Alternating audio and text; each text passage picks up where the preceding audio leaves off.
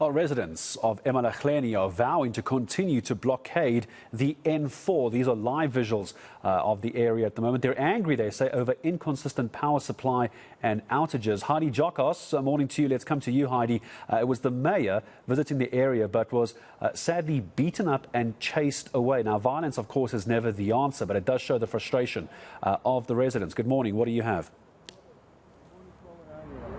Yes, indeed, Gareth. These are live visuals that you are seeing coming out of the entrance of the township here in eMalahleni, Linville. We do understand that yesterday the situation was rather volatile. There is, of course, a coal truck that is partly blocking the entrance of this particular township. It does seem as though it was also partly burnt. The whole N4, part of the whole N4 moving into eMalahleni has also been blocked. And it seems as though the issue stems from access to electricity in an area just outside of eMalahleni called Fosman. But it was rather unfortunate to see what happened yesterday with the local mayor being attacked. But this comes after her remarks allegedly to the community saying that why they're complaining about electricity when they don't even have fridges. So this obviously infuriated the community here. But I want us to get some perspective. We are joined by the chairperson of the local taxi association, Gabriel Ngomane. Thank you so much for your time, Chair. I want us to just get perspective as to what exactly is going on here, because this has obviously been happening for some days now. You, as the local taxi association, have moved in to protect your community and your businesses. Just tell us what's been going on. Look, this thing have started at the beginning of the week, and we thought it will end in 2 days or 3 days. It continued. Yesterday, all the taxi association around eMalahleni, we had a meeting with all the leaders of the taxi association as well as some councillors to try and get a solution.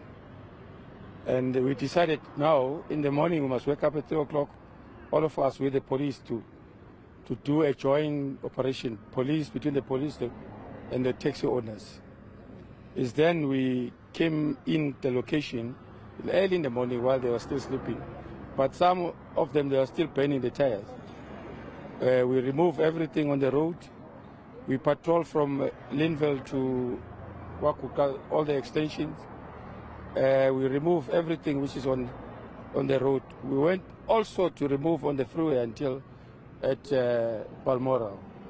Now we're standing here at Linville on top of the bridge monitoring the situation. All owners are here from the 5 associations, but now everything is going very well. I want to ask you if you find this to be, to have elements of criminality and people taking opportunities, because it's one thing to protest about electricity, but it's another to burn trucks and to block freeways and entrances to businesses. That's true, because yesterday one of the local taxi association was collecting some other members. They were charging 20 rand, 20 rand. We ended up paying 100 rand. They call themselves now toll gates. That is criminality. It's no more based on the electricity only. I think it's based to, they've got other agendas which we don't know.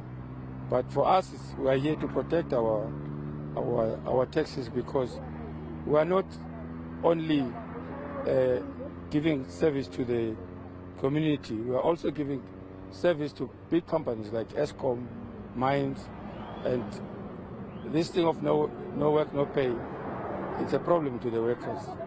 That's why we stood up and say we're going to fight, although we understand the frustration of the community, but we can't allow that they must stop our business. So just finally, just tell us, your members have now moved into Linville to try and control the situation together with police.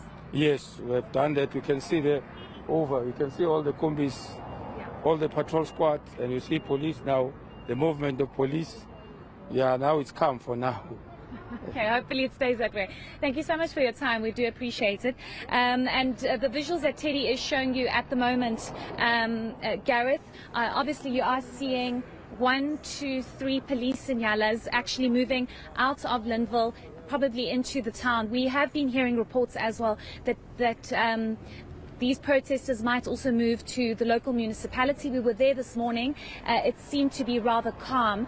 But as you heard the chairperson of the local taxi association indicating that a large part of the N4 was blocked and completely barricaded. You saw rocks and stones and other debris obviously laid out on the highway, which has of course been now since moved. There's another truck further up that has been blocked. But these visuals just show you the volatility and the intensity of what actually happened over the past 2 to 3 days here in eMalahleni. As you heard, it has to do with access to electricity, but rather surprisingly, Linville actually does have electricity supply.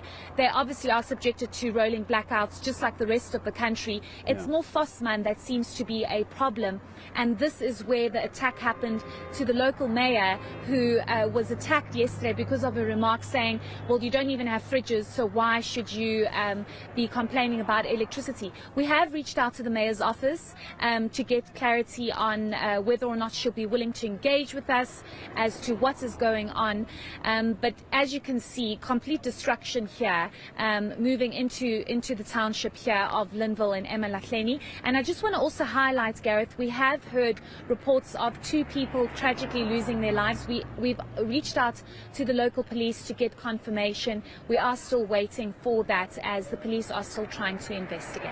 Yeah, and while we wait for the outcome of that investigation as well, very, very worrying news to hear. There could be a possibility of 2 people having lost their lives. There's one of the pictures that the country was seeing yesterday, the burnt out vehicle in eMalahleni and in Mpumalanga this morning. Police on the scene, taxi drivers, as you just been hearing, on the scene as well. Now we wait to see what the reaction will be from the residents as it happens. We'll have it for you here on the South African Morning.